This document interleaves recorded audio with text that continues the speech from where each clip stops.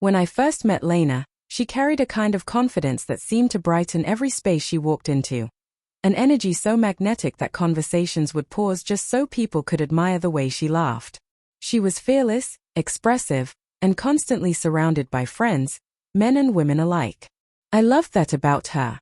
Life felt vivid around her. When we began dating, her social life never bothered me. Trust, I thought, was the core of real love. But after we got married, something changed. Her friendships weren't just casual connections anymore, they became ever-present. Late-night messages, private lunches, and inside jokes I never understood became routine. At first, I pushed down the tightening feeling in my chest, reminding myself not to be possessive, convincing myself she simply needed her own space. But space, when stretched too far, becomes distance. And soon she felt emotionally unreachable. It started small. Her phone always turned face down. Quiet laughter drifting from another room.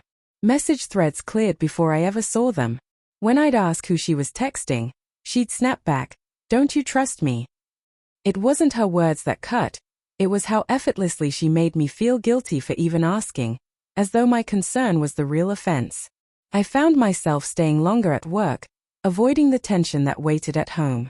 And oddly, she seemed lighter when I wasn't around, relieved, almost. That's when I realized some people don't crave freedom from control. They crave freedom from responsibility. Then came the night she stumbled in after midnight, a faint trace of another man's cologne clinging to her jacket. She acted completely unfazed.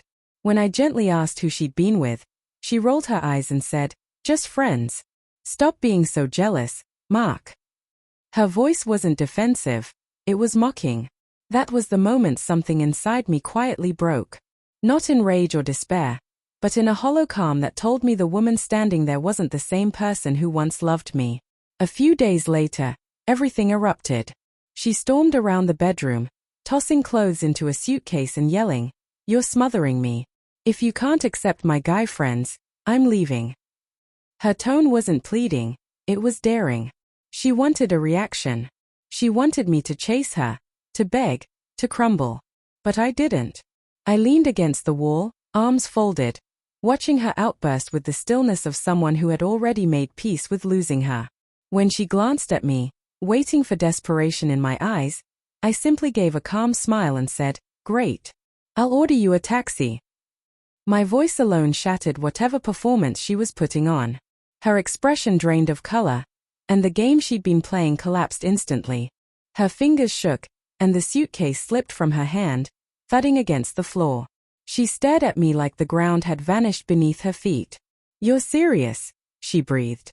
I nodded once. "You've talked about leaving for months. I figured I'd finally help you follow through."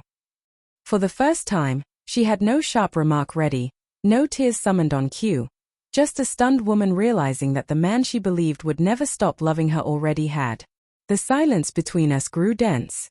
She lowered herself onto the bed, eyes wet, voice cracking. "You really don't care anymore." I exhaled. "I cared more than you ever noticed. But love without respect just destroys you slowly. I trusted you completely. You only loved me enough to see how far you could push that trust." She dropped her gaze to her trembling hands, as if she didn't recognize who she'd become. All the years of emotional games, teasing, guilt, manipulation, fell apart in an instant. She finally understood what it means when someone stops fighting, not from weakness, but because they are done. She didn't leave that night. She hid in the guest room and cried quietly. For years I'd been the one to soothe her, to fix whatever she broke. This time, I let the quiet carry the truth.